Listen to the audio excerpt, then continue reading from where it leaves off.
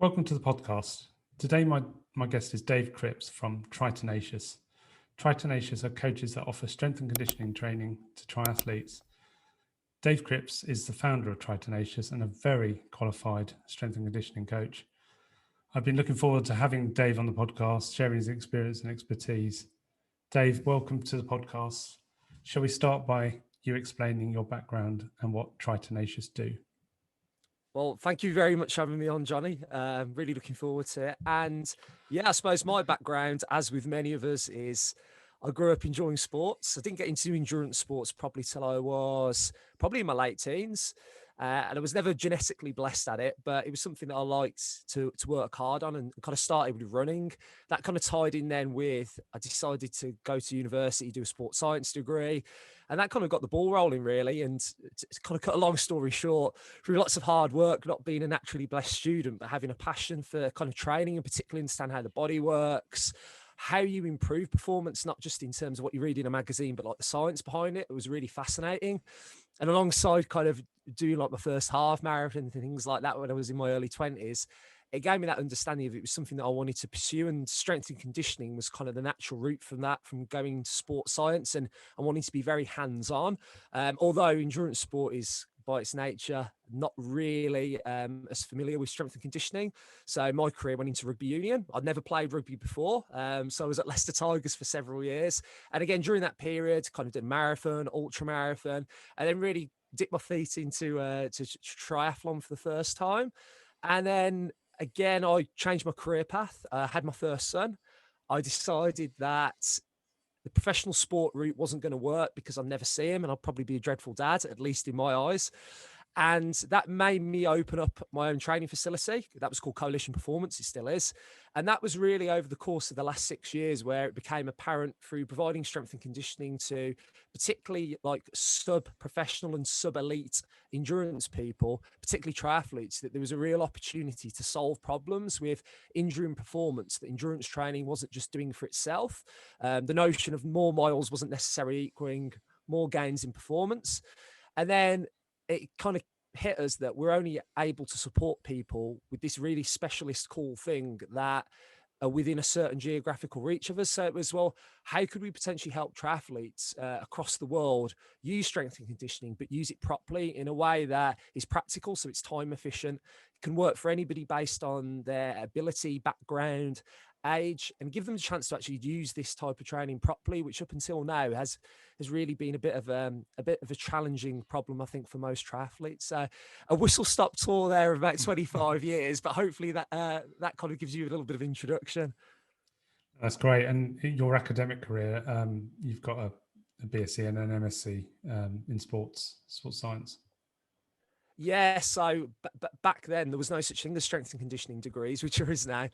So yeah, I think my bachelor's was in sport and exercise science, and then my MSc was in exercise physiology, where I my research put triathletes and cyclists through a grueling 60-minute cycling protocol, and they took sodium bicarbonate, which isn't the most easy to digest of substances as well. So again, that was again the foundation of a lot of the understanding that strength and conditioning is kind of based off. So again, it was valuable experience. It's really interesting, isn't it? The strength and conditioning aspects of kind of academia have now really come into focus as being kind of part, fundamental part of sports science. And that's great. I'm doing a master's in exercise physiology, so I've got to put people through grueling tests next year. Trying to get someone to volunteer for that's going to be interesting. Well, the nature of volunteering is to do it. You have to volunteer for other studies, don't you? So you have to put yourself through it. I remember that myself. So I'm sure there'll be some good added training. I think there is. There's a kind of token scheme, isn't there? You volunteer for someone else's and they volunteer for yours. I don't think it always works out that well, though. Should we start with just by explaining to listeners that are perhaps new to sports as to what is meant by strength and conditioning? Yeah, a really simple question, but again, a hugely valuable one, I think. I actually had someone the other day to me on, I think, Instagram actually say, what's S&C? And it kind of made me realize again, like this is like, again, it's very new to people, even though it's grown in popularity. So there's various ways you can explain it, but probably in layman's terms for a triathlete, it's training that you can do other than endurance training that we know is positively and definitely going to improve your performance, whether that's your actual physical performance to be able to complete a race more quickly, but also limit the risk of sustaining common injuries that most, if any, all triathletes experience at some stage.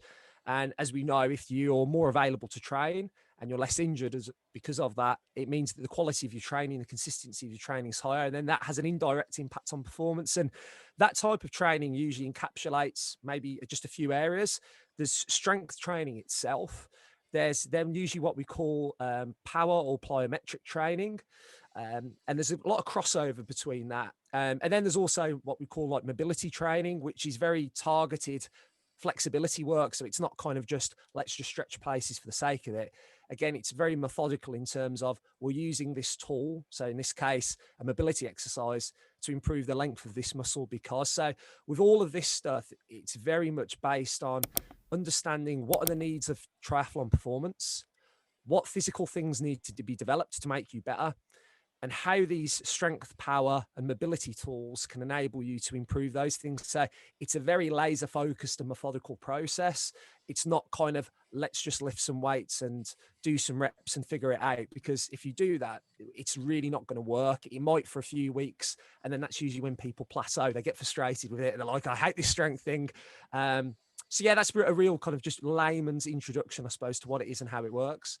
So I guess for someone that's coming into triathlon who is I guess looking at their performance and wondering why perhaps their performance isn't improving, is your approach to kind of take a holistic view of kind of what areas of their strength and conditioning or their physiology may limit them or may give them an opportunity to improve, say for example their running performance or cycling performance? Yeah, and there's a lot of similarities between what you'd see, regardless of the level of ability. So, for example, we coach an age group triathlete who's of a very high standard, who has the same underlying challenges of people who are complete weekend warriors or amateurs who actually they do Ironman, and the weekend warrior and amateur does a sprint triathlon, but the same fundamental principles the issue. The key thing is what tools you're using to improve those things. So, for example, we know that strength, so the ability to create force, the more force you can create, the greater your strength, is something that's correlated to a number of things with endurance performance.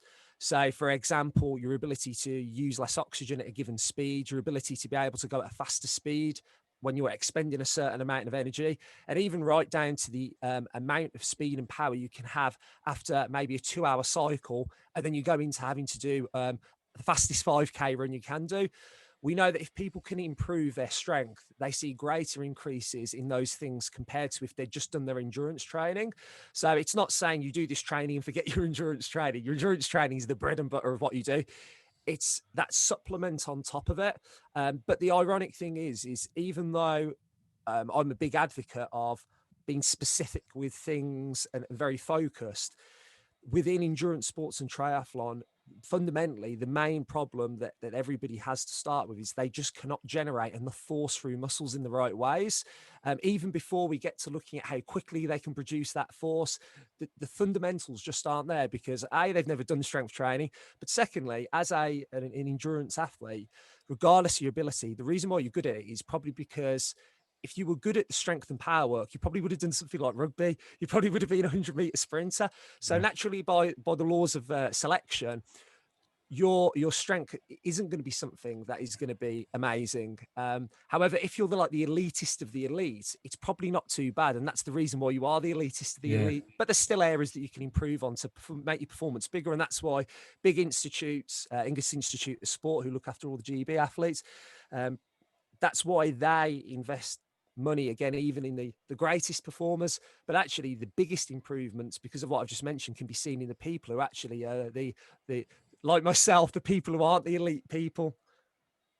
So do you just for someone that's kind of coming into the sport, what do you see as the importance of strength and conditioning in training? for someone, say, who is wanting to do a sprint triathlon, who is perhaps not from a sport background but wants to really get involved?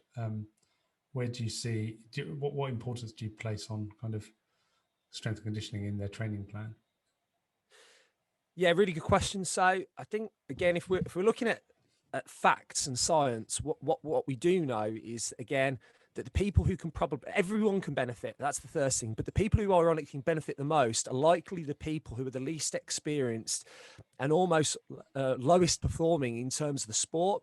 Yeah, often a lot of the time people think, well, because I'm not that experienced, because I'm maybe not competing at high level, it's not going to really work. Ironically, if anything, it's the other way around.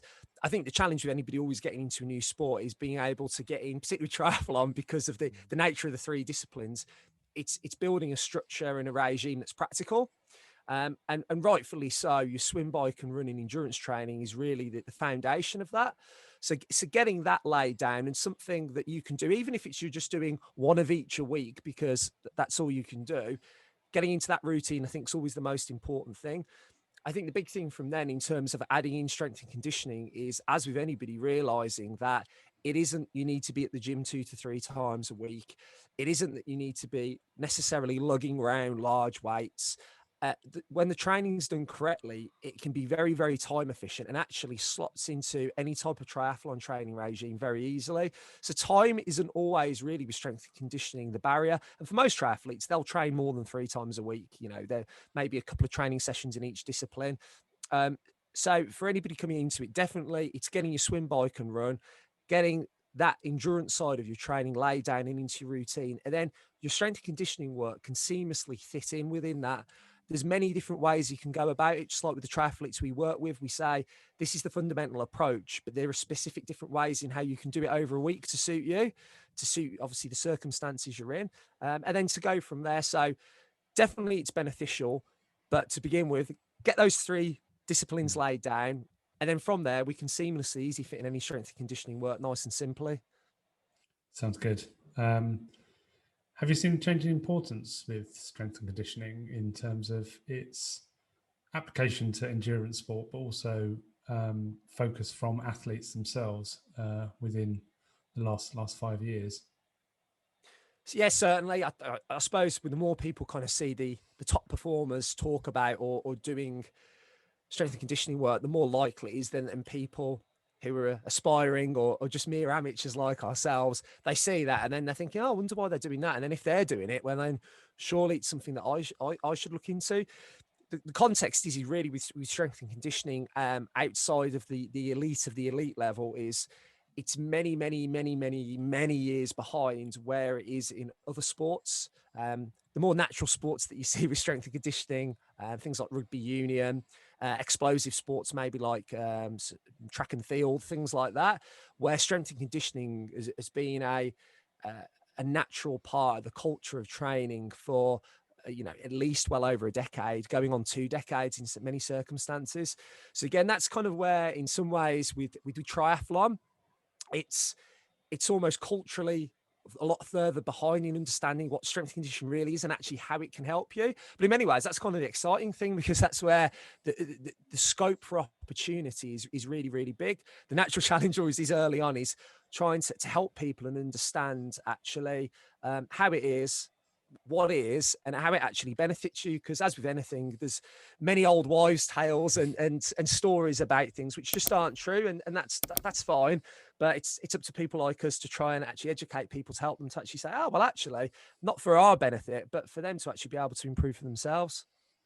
And I've certainly, from my experience, I've noticed that strength and conditioning coaching and triathlon coaching and physiotherapy, they work much more closer together, and that's my impression I get. I mean, I when I came to the sport in 2017, I started off, someone that just wanted to get fit, took on a sprint triathlon, did that, got the bug, decided I really wanted to get better at the sport, and didn't really do much strength and conditioning. I went to the gym, but it wasn't focused. It was just really kind of exercise, and I got injured, and I then spent the best part of 18 months, having torn my Achilles, getting niggles in the glute and in the calf, and I spent the best part of 18 months trying to work with a physiotherapist, strength and conditioning,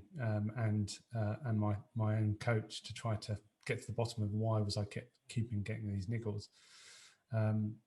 So I mean, the solution and what ended up being the solution was that there was a biomechanical issue in that hadn't been spotted, which was I have got one leg that's slightly longer than the other. And that was putting all of it was displacing the force as I ran, and it was putting it through the hip, and I was getting injured as a result of making the adjustments to my run to prevent that hip impingement. So do you work closely with physiotherapists and with other coaches to determine, perhaps, if someone performance is impacted by niggles, injuries, or just generally there may be some reason why they can't perform to what they need to? Yeah, absolutely. I mean, if you look over particularly the last 6 years, particularly with our training facility itself, there are always circumstances. I mean, we deal. I mean, the injuries we deal with, the list is long and endless, right through from your general calf strains, right through to people who have completely ruptured knee ligaments immediately post surgery, who've completely torn their meniscus from the root, right through to people who are double amputees. So, in those circumstances, particularly early on as people recover, whether it's from the surgeon or where they've had initial physiotherapy, yeah, that's certainly that understanding from those others certainly enables you to be able to draw a much more clearer picture of what needs to be done ahead. A real important thing with strength and conditioning now, and I think is where it's evolved on at its very highest level at the moment, is that we're really making sure that the understanding of a strength and conditioning coach isn't just about, okay, performance. It is about performance, but it's also in those situations where performance is challenged because you have, for example, sustained a number of injuries, that we've got the real understanding very early on of how to actually execute your strength and conditioning work. So we don't lose, or you don't lose, valuable time with your training. So we had somebody in who's an ultra distance runner yesterday, rolled a calf on Friday. One of the perineal muscles is just very lightly strained. We were still able to work around that and do work to not neglect all the areas she's worked so hard on, Yeah. with allowing the injury to actually settle. And then again, I think with triathlon, again, I think it's a bit of a cultural thing, and it's something that we're at least trying to get around is we're always really keen to try and like liaise with other coaches, because it does give you a much more well-rounded picture of the person who you're actually trying to help. When I think something's quite new, like strength and conditioning, and it's totally understandable, I think people will put the barriers up a little bit, because I think it's the nature of what you have in sport, and ego comes into things, and that's totally understandable. And it can sometimes make those conversations not happen when there's no good reason why they shouldn't happen. But it's just because I think where strength and conditioning, even at good levels, is still seen, and that's just something it's understandable. In time, it will change. You know, I'm speaking to one of the triathlon coaches called Tom, who coaches someone who we coach. That's going to be really interesting chat, and I'm really keen for it. It's a shame more of that doesn't happen, but I can totally understand why it does happen. Yeah, I guess there's the same. You've got the same considerations for strength and conditioning in terms of the athlete has to be coachable, as well as has to take on board what you say and work with you. As you say, egos do come into things, come into training. It's unfortunate. It's the nature of the sport, isn't it? I mean, everyone's competitive. Some people are more competitive than others, but deep down, there's that element of needing to be coachable. There's no point actually having a coach if you don't then follow what the coach tells you to do.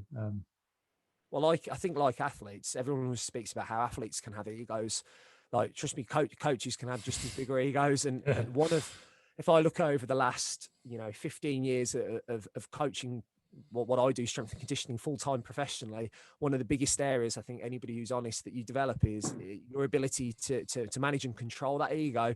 So not only for your own benefit, but also others' benefits. I've been in circumstances, without going into too much detail, a number of years ago, where I could see how egos within support staff potentially limited the benefits in a small number of circumstances that the athlete got, and that wasn't the athlete's fault. That was what was going on around, and that's really, really common, and even at the very, very, very pinnacles of sport as well. So yeah, as coaches, we're human. We have egos. We're just like the triathletes and athletes. We have to learn through our experiences how to manage and control them.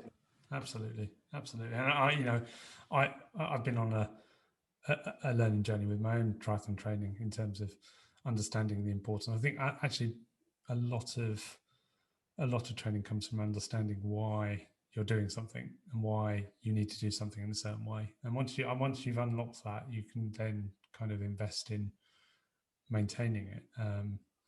But yeah, I think it's a really important point around that kind of the element of looking at it from a coach's perspective. And making sure that that your client actually understands exactly why they need to do something in a certain way. I actually heard you can only lead a horse to water. You can't make it drink. No, again, that like for me, that's where to help triathletes and all the. I mean, I've coached people now probably about 15 different sports over the last 15 years, but you soon understand that a great training program doesn't mean anything unless the person who you're trying to help buys into that concept. And that's, I think, really where the fascinating side of psychology comes in, not just in terms of strength and conditioning, but also any type of coaching. And actually, from what you said there, it reminded me, I heard it on a podcast a while ago, I think Greg White, who obviously has done various endurance bits himself and obviously supporting people. He said how, as a triathlete, in many ways, age can be seen as a barrier, but in many ways, you get better because of learning from the experiences. So a bit like you said, from being able to reflect and whatnot, actually, you can start to make better decisions with your training. So even though age might not necessarily be on your side from, just a chronological perspective, because you make better decisions, doesn't mean that you can't still physically improve as well. Yeah. So yeah, I totally agree. I know it sounds odd, but my injury, my Achilles injury was the best thing that happened to me in terms of my training, because I suddenly realized, actually, going out and doing a run where the coach tells you to go out and go run 5K at a steady pace doesn't mean trying to knock the spots off a PB. And also understanding exactly what I need to do in terms of strength and conditioning. And I still do the strength and conditioning that I was set 2 years ago when I got injured, because I know that was what was part of the reason why I got injured. And so it was I mean, I think that's what appeals to most people in terms of doing triathlon. You've got an opportunity to be, I'll say good, but actually to be mediocre at 3 sports, and also be able to really to understand where you can push your body. And the learning I've had over kind of the 4 years of training for triathlon has been great. I've understood exactly where my limitations are. There are things that I'm not going to be able to improve. There are things that I know that I'm not going to be able to improve, and I'm realistic about it. But I know there are other opportunities for me to just, set those objectives to what I want to achieve at my age. So, it's really important. Yeah, I think, if more of us can embrace what you've just said there, the happier we'll be. But I know, through working with people, particularly in triathlon and endurance sports, that hunger to improve and that kind of determination to try and squeeze out that extra percent, even though sometimes it can set unrealistic expectations. I'd rather work with people who do that than completely sell themselves short and don't try and push that extra base. So it's a strength, even though at times it can set us up for a fall. It is, absolutely. And I think age groupers tend to be, I'll say they'll be patient in certain areas, but impatient in others, in terms of not really realizing, where their limitations are. I think it's an important aspect. I'm unlikely to be able to run faster than a certain speed, because just my physiology, I'm not suited to it. So I know where my limitations are. I'm going to do as much as I can to improve in the areas that I'm weakest. So and that's part of the fun of the journey, isn't it? Part of the fun is actually seeing how far you can get to, and also looking back. I look back at run times I did 8-9 years ago, and it puts everything into perspective when I then look at a run. I think I didn't do great on that run. Yeah, and I think that's a great, that's kind of a great kind of attitude and mindset to have. And I think it's one of the pleasures of kind of working with people who do endurance sports, and just this stuff that on paper just sounds ridiculous. And why, when you go to the pub or go for a meal and people say, "Oh, so what do you do?" and you explain it, they're like, "Oh my God." But in comparison, though, I remember a number of years ago working with a very, very, very, very, very talented, what you'd call world class level athlete, and they were not limited genetically and physically in terms of what they could do. They were psychologically limited, and actually, I believe at least that is also genetic. So whereas genetically, a lot of us are physiologically limited, so our VO2 max will only go so high and whatnot. Equally, I think people's mindset towards their training, their determination, how relentless they are, is also a genetically limited thing. And for this individual, the thing that was limiting them more was actually that psychological side. But equally, as a coach, it was through working with them, accepting that would be the case. And my job wasn't to try and take them beyond that. Would be trying to tell them that you can get a VO2 max of a world-class athlete when actually you can't. So it was about accepting what is the best point that we can, or they can get themselves working at with their training, and let's try and consistently plug away there. But yeah, that's the refreshing thing on the flip side of working with people in endurance sport. But it's interesting, the whole kind of body profiling aspect. I mean, I found that really interesting as part of my kind of academic study so far, in terms of putting people into classifications as to what sport they're suited to. I played rugby. Played rugby in school, played rugby in university, and I'm probably suited to rugby as a sport because of my physiology. Switching that to endurance and running, and there are limitations, and I know there are those limitations, what those limitations are. But yeah, it's a really interesting area, that whole kind of putting people into a somatotype, which doesn't always correspond. 9 times out of 10, you'll look at it and go, that person is suited to triathlon. He's got the body, the body, characterizations. But that also must be, from your perspective, something where you have to be quite tactful in terms of, someone comes to visit you, they've obviously got some type of limitation in terms of, you can see that they're not going to be able to do certain things. So does that come into your kind of toolkit of things that you have to kind of use to? Yeah, I think yeah, and yeah, there are certain circumstances where I suppose expectations have to be managed to a degree, but I think being able to do that and allow that triathlete or athlete to be able to understand that comes from actually, okay, based on where they're wanting to go, breaking down exactly, okay, well, how is it we're gonna actually be able to get there.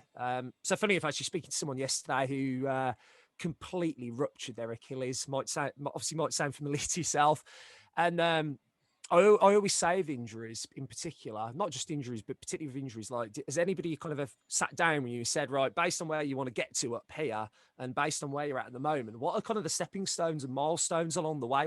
What's kind of like the plan? And I don't mean using all the deep scientific jargon that the S&C coaches and physios and triathlon coaches can use, but just that you can understand. And they were like, no, not really. And it made me realize straight away, well, I can understand why, therefore, with what you need to do, you're not going to be particularly clear. You're not going to necessarily be as motivated because you don't understand the picture and you don't understand how everything falls into place. And I think when somebody has a real understanding of the process, what it also enables them to do is to forget about some of the outcomes that may be a little bit unrealistic. I've never come across someone who's so unrealistic. It's like, you have to be no, forget, you're not going to the Olympics. It's not going to happen. That's never happened. But I think there are sort of things where people maybe think, I don't know, that their minute mile pace or their average power output on a bike might be somewhere a little bit beyond where it might be. But I think if you always know that that person can improve, if you're putting in place and they can understand the best thing that's going to enable them to improve, they'll buy into the process and they'll just trust where it takes them.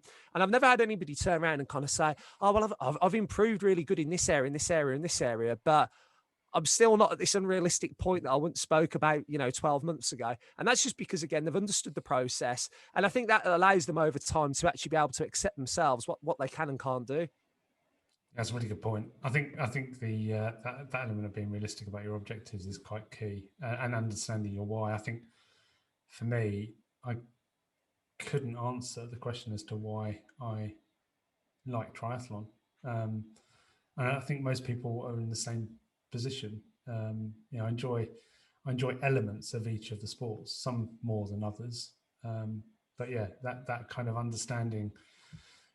Why? I mean, I've just recently come to terms with the fact that I and it's taken a while, but I deep down am not defined by racing, and I'm more defined about actually personally putting markers in terms of beating personal best times and improving my FTP on the bike, and they're more of a motivating factor for me than actually going and going to a race.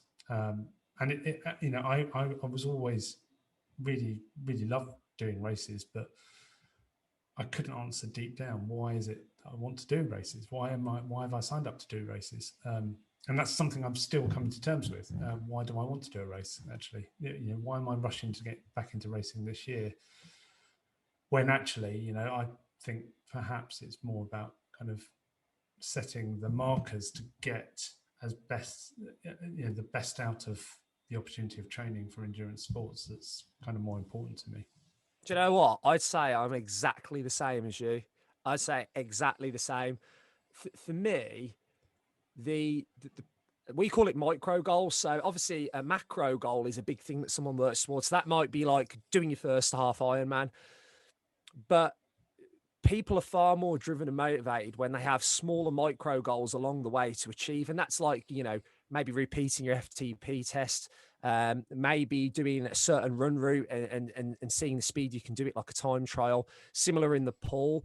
And sometimes I think people really undervalue the power of those micro goals and actually how much they actually mean to them. So subsequently, they don't bother doing them. I think that's been really important during the pandemic and lockdown, because all of a sudden that macro goal's gone, or it's so far in the future. Yeah. And then all of a sudden it's like, well, what do I do? And the thing to do is to use what you've said, like those little markers, those micro goals, to drive the motivation, to keep you on the right process, but still give you tangible things to work towards. And I honestly think I would not do triathlon, ultra endurance stuff if there wasn't the journey and the process of the rigors that you go through. I think for myself, and it might ring true for some people, a lot of it stems back to me to childhood. So I was always really sporty. I always remember doing cross country at school and hating it, but I was overweight until probably the age of about 11. And I can vividly remember running around the school fields, and I don't know how far it was. It seemed like a marathon at the time when you're a kid. And I was like, I do not want to be the overweight kid who's at the back end. It ain't going to happen. It ain't going to happen. And I hated the run. But I think that built a lot of my own determination in terms of being able to go through the rigors. And I actually also realize that can lead to positive things on the other side. And sure, there's other things like the kids are a big motivation. But yeah, for me, if you took away the process to doing events, that for me would be a million times worse than taking away events. It's exactly where I'm at. I think there's elements of racing for Instagram. That kind of mindset of it's an achievement. I've done something, but actually it doesn't define it, and it has taken me a long while. I mean, I love the community. I love the feeling you get when you stand in transition, those nerves you have about how this is going to come. My favorite part of a triathlon, though, is when I've come out of the water, I've just taken that first step onto the bike, and I'm just cycling out of transition. I love that kind of peace that you get of kind of wow, that's behind me now, and now my focus is on a completely different discipline. I'm settling, I'm getting the nerves settled, and then I'm watching all the other cyclists coming past me. But yeah, those things actually, they're the things that I really enjoy. But actually, crossing the finishing line isn't important to me. Having a medal isn't important to me. The training I love. There are elements of the training. I've always said it has to be fun. The whole purpose of doing things has to be fun. There are parts of the training that aren't fun, I don't enjoy, but I package them all up in as we do in life. There are things you're not going to enjoy, but you need to do. There are things that actually make it worthwhile. So yeah, it's a great thing. And that whole getting into the mindset of the athlete, just bringing it back to where you are in terms of coaching, getting into the mind of the athlete to see just exactly what will motivate them to do what you need them to do. I think it's a really important aspect, and perhaps is neglected at times because we all get hung up on what we think that person wants as opposed to actually deep down. Yeah, the kind of what you explained. I remember trying to put this into sense in my own mind a while ago, and it's a bit like if when you have like like in Rocky, like the big Hollywood films, like those big successes. Yeah. One of the powerful things is, yes, they win in the end, but it's having seen the journey that they've gone on. Yeah. It's a bit like you usually see it at the end of the Olympics, don't you?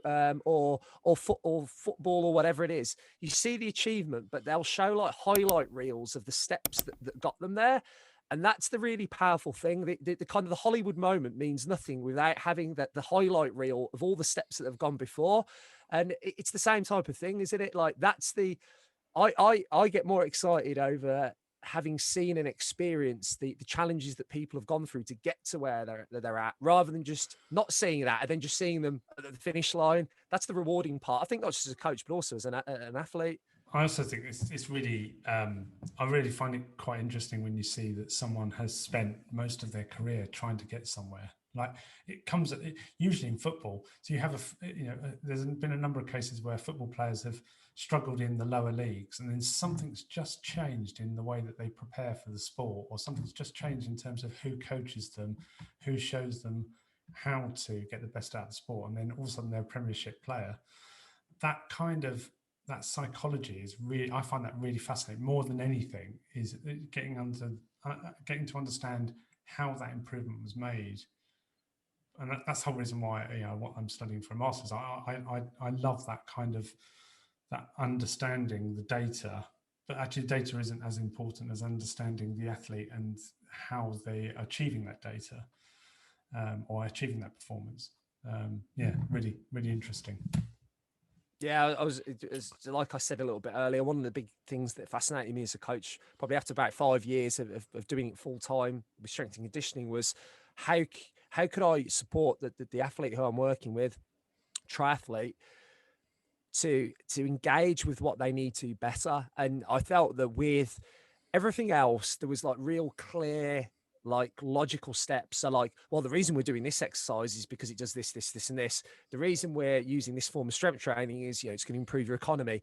But when it came to the actual coaching of, okay, doing those things, I wasn't really clear on, as a coach, what was best practice to enable that individual to get the most out of themselves.